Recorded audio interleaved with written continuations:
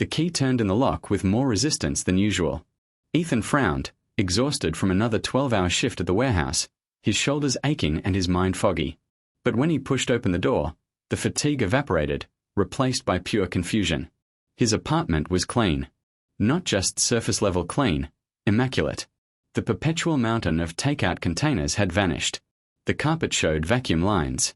Even the windows gleamed in the evening light, free of the dust film he'd grown accustomed to ignoring. "Welcome home, Master," a playful voice called from his couch. Ethan's heart stopped.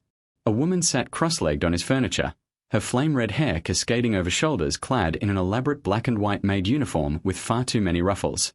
But it wasn't the outfit that made his brain short-circuit. It was the pair of russet fox ears twitching atop her head and the bushy tail swaying behind her like a pendulum of mischief. "Who the hell are you?" Ethan dropped his backpack, instinctively reaching for his phone. "Ah." She wagged a finger, and his phone flew from his pocket, landing gently in her outstretched palm. "No need for that. I'm Katsumi, your new live-in maid. Well, technically, you're my new live-in human, but we can debate semantics later." "This is insane. I'm calling the police." "With what?" She waved his phone teasingly. "Besides, they can't help you. You activated the Fox Spirit Dwelling Pact when you moved in 3 months ago. This land belonged to my clan for centuries. By accepting shelter here, you extended an invitation. Congratulations, you have a roommate." Ethan rubbed his temples. "This is a prank. Someone slipped something in my energy drink." Katsumi's ears flattened slightly, her amber eyes narrowing. "Does this look like a prank?" She snapped her fingers, and every light in the apartment flickered in perfect synchronization. "I could do much worse, but I'm choosing to be helpful. Your life is a disaster, Ethan Reeves. Failed Etsy shop, max credit cards, diet consisting entirely of sodium and regret. You need me." "How do you?" "Fox Spirit." She tapped her temple. "We do our research before claiming territory. Now, I've prepared dinner. Actual vegetables, not whatever you call that cheese powder pasta monstrosity. Eat, bathe, and we'll discuss the terms of our arrangement." The smell hit him then: ginger, garlic, something savory that made his stomach growl traitorously.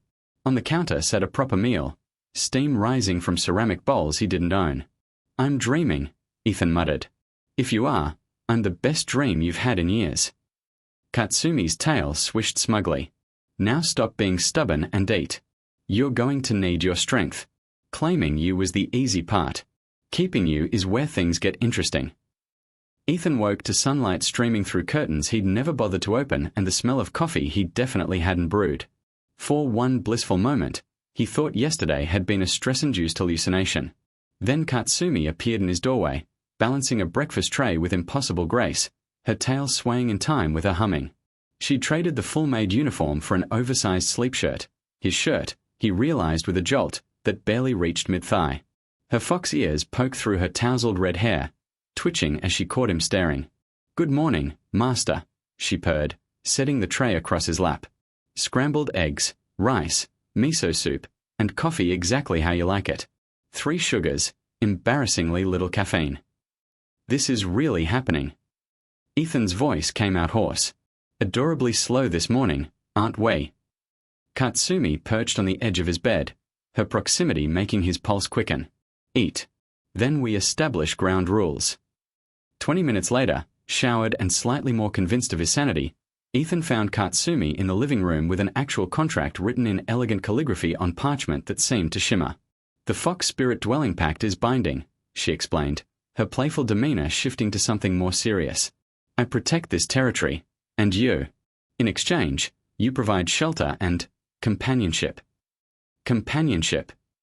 Ethan's eyebrows rose. A faint blush colored her cheeks, barely visible beneath her confident exterior. "Not like that."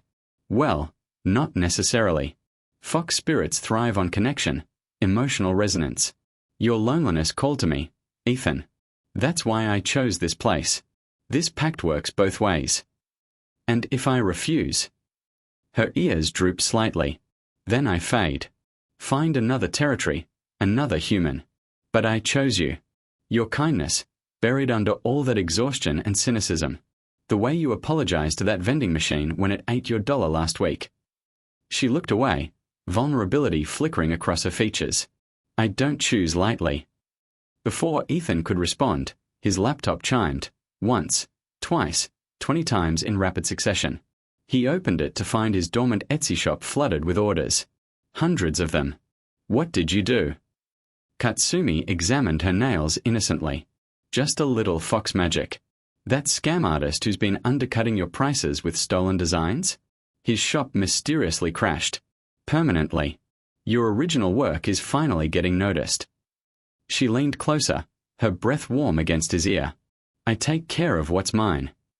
The possessiveness in her voice sent a shiver down his spine, equal parts unsettling and thrilling. Fine, Ethan heard himself say. Trial period. 1 month.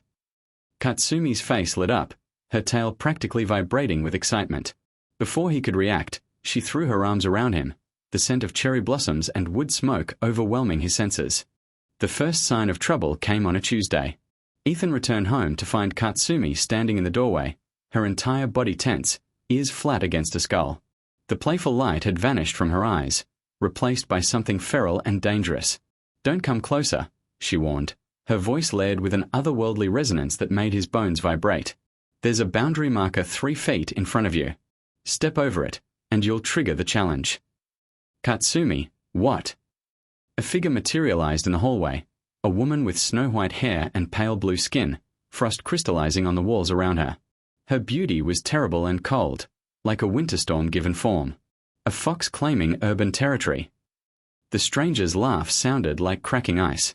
How desperate you've become, Katsumi of the Red Tail clan. This building stands on a frozen spring. By ancient right, it belongs to my domain. Ancient right. Katsumi's lip curled back, revealing teeth sharper than they'd been moments before. You abandoned this territory 40 years ago when the spring was capped. I claimed what you discarded, Yukiko. The human is under my protection. Then prove it.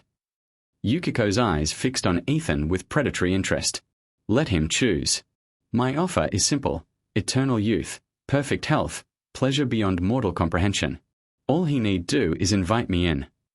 Ethan's body moved toward her without conscious thought, drawn by a compulsion that felt like drowning in honey. Yukiko smiled, extending her hand.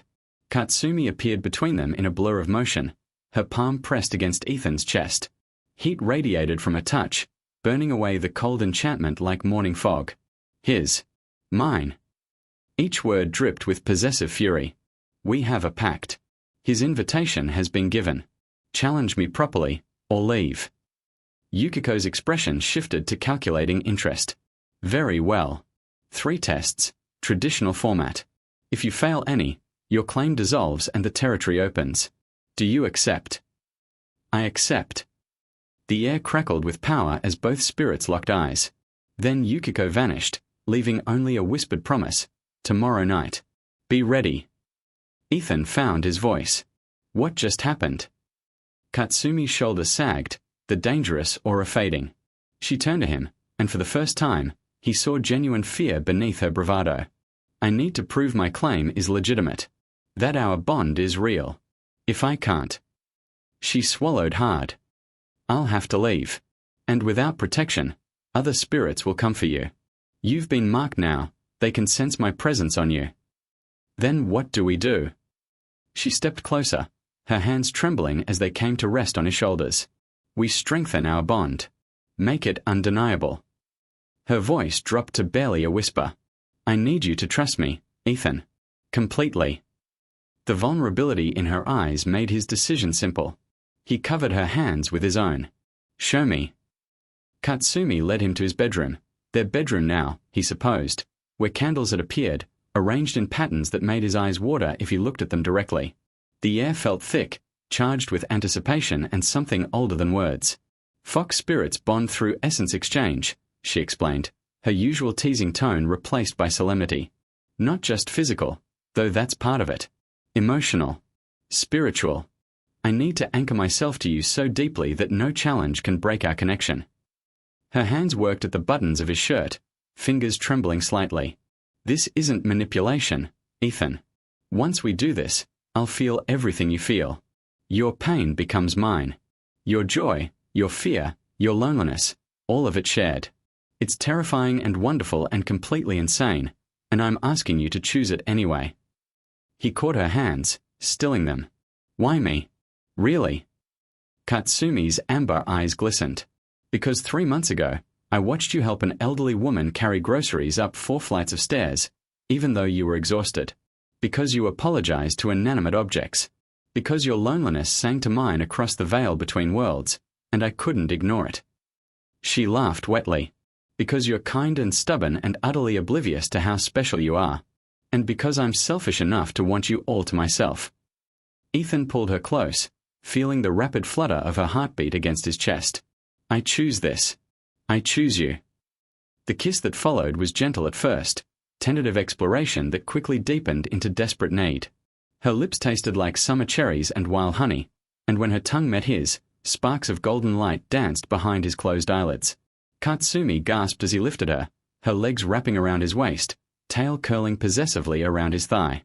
The oversized shirt she wore rode up as he carried her to the bed, revealing smooth skin that seemed to glow faintly in the candlelight. Are you sure? She breathed against his neck, even as her hands pulled impatiently at his remaining clothes. Completely certain. He laid her down carefully, drinking in the sight of her, fox ears pressed back in nervous excitement, red hair splayed across his pillows like living flame, her body arching up to meet his touch. The bond snapped into place as they came together, not just physical joining, but something fundamental that resonated in his bones. He felt her pleasure echoing through him, amplifying his own, creating a feedback loop that built towards something transcendent. Her fox magic wrapped around them both, warm and protective and utterly right. Mine, she whispered, and he felt the words settle into his soul like a brand. Yours, he agreed, and meant it completely. They faced Yukiko together the next evening, still wrapped in the afterglow of their completed bond. The snow spirit's eyes narrowed as she assessed them, clearly sensing the change. Interesting, she murmured. You've bound yourself completely.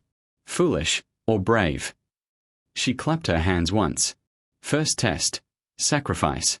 Fox, would you give up your immortality to save his mortal life? Without hesitation, Katsumi answered immediately, her hand finding Ethan's. Would you, human, grow old and die knowing she could live forever without you? Ethan squeezed Katsumi's hand. I'd rather have 50 years together than watch her be lonely for eternity.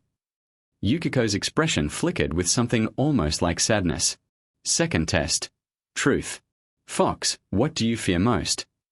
That he'll realize I'm not worth the trouble, Katsumi admitted, her voice small.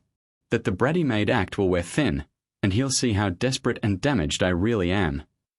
Ethan turned to her, cupping her face. Impossible. You reorganized my spice cabinet alphabetically. I'm never letting you go. Despite everything, Katsumi laughed, genuine and bright and thoroughly her.